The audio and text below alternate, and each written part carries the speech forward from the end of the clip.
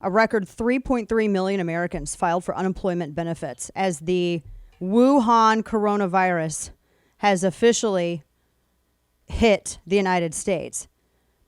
Now, I'm so glad you can't see my rundown because I was so mad when I was compiling some of this stuff. Let me just, this is how I'm looking, this is the perspective that I'm looking at this through. We had, I don't know, I think it's fair to say, I'm trying not to make universal statements, but I think it's pretty fair to say like every network and pretty much every pundit, and especially if they were of one political persuasion, telling everybody that this is where if we all don't die, then everything's going to be awful and it's just going to be, and they were really, really going to town on some of these earlier models. Bookmark that. They were really going to town on some of these earlier models, the data that was showing that if we essentially did what Italy did, or if we did what China did, then this was going to be the ultimate result. And we knew that the whole flattening the curve and freezing the economy was going to have a huge financial impact. But now all of these people who were hyping everything up and even hyping the economy up, because what they were saying was that it was actually going to be worse than this. And they keep saying depression, scaring the hell out of everyone. Now all of these people are walking back their talking points. They're all walking it back. It's almost like if people would maybe scrutinize some of the models before they run off the cliff. The U.S. unemployment has hit highest for almost 40 than in 40 years now. And the other thing that was really, and I thought about this last night, and I've been working on a piece on it at DanaLoesch.com. And I didn't post anything up there last night because I was actually working on this, and it's still not finished. Again, just me. I was thinking about all of this with the context of Dan Patrick's remark, and then some of the stuff Glenn Beck has said, and Brit Hume, who got blown up when they were explaining that they were giving their opinion that if worse came to worse, and I mean people can have opinions still, right? It is America, yep. Regardless of what you think of it. But everyone was reacting to the obvious that I think they missed a huge point here.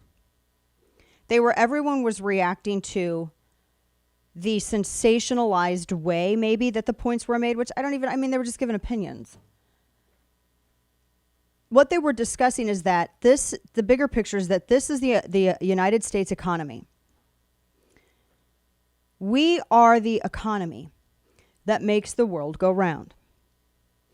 It is the United States financial power.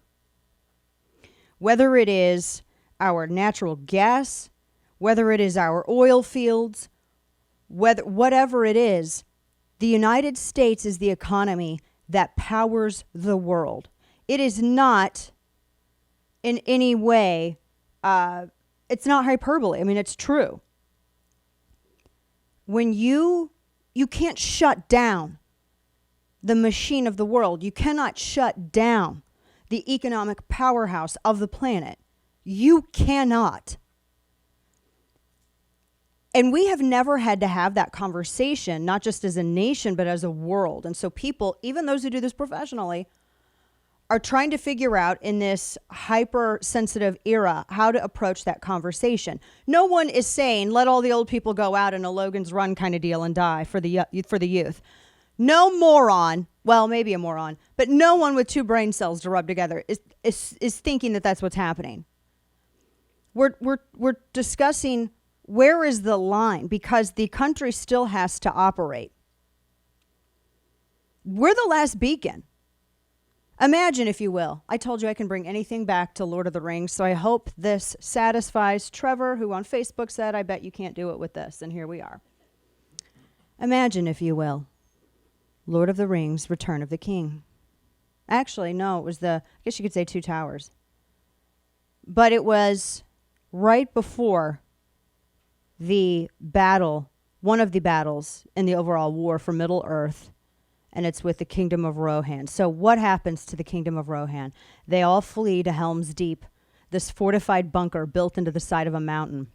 They all flee to Helm's Deep, and then they light the beacons one by one to notify all of the other kingdoms of men that this is it. This is probably one of the last battles that we are going to have in this war for Middle Earth.